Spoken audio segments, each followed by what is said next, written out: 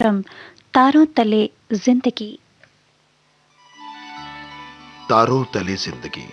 इस सीरीज में हम आपके लिए लेकर आए हैं हिंदी साहित्य जगत की कुछ चर्चित कहानियों और उपन्यासों पर केंद्रित रेडियो नाट्य वाचन। आइए सुनते हैं मुंशी प्रेमचंद की कहानियों का रेडियो नाट्य वाचन। वाचन स्वर और प्रस्तुति काजल सूरी की है। कहानी सखियां। डिप्टी श्यामाचरण का भवन आज सुंदरियों के जमघट से इंद्र का अखाड़ा बना हुआ था। सेवती की 4 सहेलियां रुक्मणी, गीता, रामदेव और चंद्रकुंवर 16 सिंगार किए इठलाती फिरती थी। डिप्टी साहब की बहन जानकी कुंवर भी अपनी 2 लड़कियों के साथ इटावा से आ गई थी। इन दोनों का नाम कमला और उमा देवी था। कमला का विवाह हो चुका था, उमा देवी अभी कुंवारी थी। दोनों सूरज और चांद थी। गुलबिया और जमनी दोनों चटकीली साड़ियां पहने, गिलट के कड़े पहने चमचम करती फिर रही थी। गुलबिया नव यौवना थी, जमुना की अवस्था ढल चुकी थी। सेवती का क्या पूछना, आज उसकी अनोखी छटा थी। गुलाबी साड़ी की झलक से चंपई रंग गुलाबी जान पड़ता था। धानी मखमल की कुर्ती उस पर खूब खिलती थी। महाराजन की बेटी माधवी छींट का लहंगा पहने, आंखों में काजल लगाए अब भीतर बाहर किए हुई थी।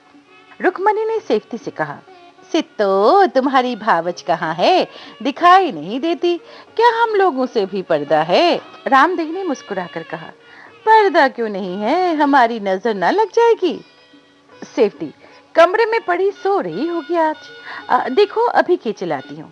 ये कहकर वो चंद्रमा के कमरे में पहुंची। वो एक साधारण साड़ी पहने चारपाई पर पड़ी दरवाजे की तरफ टकटकई लगाई हुई थी। उसे देखते ही उठ बैठी। सेवती ने कहा, अरे यहाँ क्या पड़ी हो, अकेले तुम्हारा जी नहीं घबराता? चंद्रा, कौन जाए, अभी कपड़े नहीं बदले। सेवती, बदलती क्यों नहीं, सखियां तुम्हारी बाट देख रही हैं। चंद्रा, अभी मैं ना बदलूंगी। सेवती, यही हट तुम्हारा अच्छा नहीं लगता, सब अपने मन में क्या कहती होंगी। चंद्रा, तुमने तो चिट्ठी पढ़ी थी ना, आज ही आने को लिखा था ना। सेवती, अच्छा, तो ये उनका इंतजार हो रहा है, ये कहिए तभी योग साधा है। चंद्रा, दोपहर तो हुई थी, शायद अपना आएंगे। इतने में कमला और उमा देवी दोनों आ पहुंची। चंद्रा ने घूंघट निकाल लिया और फर्श पर आ बैठी।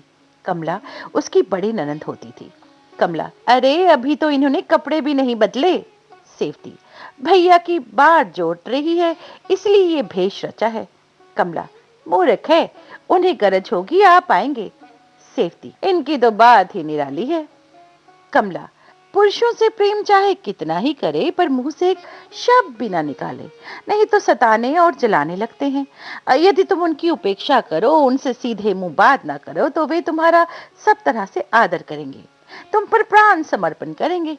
लेकिन ज्यों ही उन्हें ज्ञात हुआ कि इसके हृदय में मेरा प्रेम हो गया है, बस उसी दिन से दृष्टि फिर जाएगी। सैर को जाएंगे तो देर करके आएंगे, भोजन करने बैठेंगे तो मुंह जूठा करके उठ जाएंगे, बात बात पर रूठेंगे। तुम रोगी तो मनाएंगे, मन में खुश होंगे कि कैसा फंदा डाला है। तुम्हारे सामने अन्य स्त्रियों की प्रशंसा करेंगे, मतलब ये कि तुम्हारे जलाने में उन्हें आनंद आने लगेगा। अब मेरे ही घर में देखो, पहले इतना आदर करते थे कि क्या बताऊं। पंखा झेलने को तैयार, हाथ से कौड़ खिलाने को तैयार, यहाँ तक कि पांव दबाने में भी संकोच न था। बात मेरे मुंह से निकली नहीं कि पूरी हुई। सेवती, जीजा को मैंने देखा है, भैया के विवाह में आए थे ना, बड़े हंसमुख मनुष्य हैं। कमला, पार्वती उन दिनों मेरी कोख में थी, इसीलिए मैं ना आ सकी थी। यहाँ से गए तो लगे तुम्हारी प्रशंसा करने। तुम कभी पान देने गई थी, कहते थे कि मैंने हाथ थाम कर बैठा लिया, खूब बातें हुई थी। सेवती, झूठे हैं, बात ये हुई थी कि गुलबिया और जमुनी दोनों किसी काम से बाहर गई थी। माँ ने कहा वे खा कर गए हैं, पान बना के दिया। मैं पान लेकर गई, चारपाई पर लेटे हुए थे, मुझे देखते ही उठ बैठे। मैंने पान देने को हाथ बढ़ाया तो आप कलाई पकड़ कर कहने लगे, एक बात सुन लो, पर मैं हाथ छुड़ा कर भागी। कमला, निकली ना झूठी बात, वही तो मैं कहती हूँ कि अभी 11-12 वर्ष की छोकरी, उसने इनसे क्या बातें की होंगी। लेकिन नहीं, अपना ही हट किए जाने। पुरुष बड़े प्रलापी होते हैं, मैंने ये कहा, मैंने वो कहा। मेरा तो इन बातों से हृदय सुलगता है। ना जाने उन्हें अपने ऊपर झूठा दोष लगाने में क्या स्वाद मिलता है। मनुष्य जो बुरा भला करता है उस पर पर्दा डालता है। मैं तो तभी से उनकी एक बात भी सच नहीं मानती। सेफ्टी, देखो भाभी, देर ना करो। गुलबिया, तनिक इतनी पिटारी से कपड़े तो निकाल ले। कमला चंद्रा का श्रृंगार करने लगी। सेफ्टी सहेलियों के पास गई। रुक्मणी, तुम जानती नहीं, सुंदर पुरुष अपने ही बनाव सिंगार में लगा रहता है। उसे अपने आगे स्त्री का कुछ ध्यान नहीं रहता।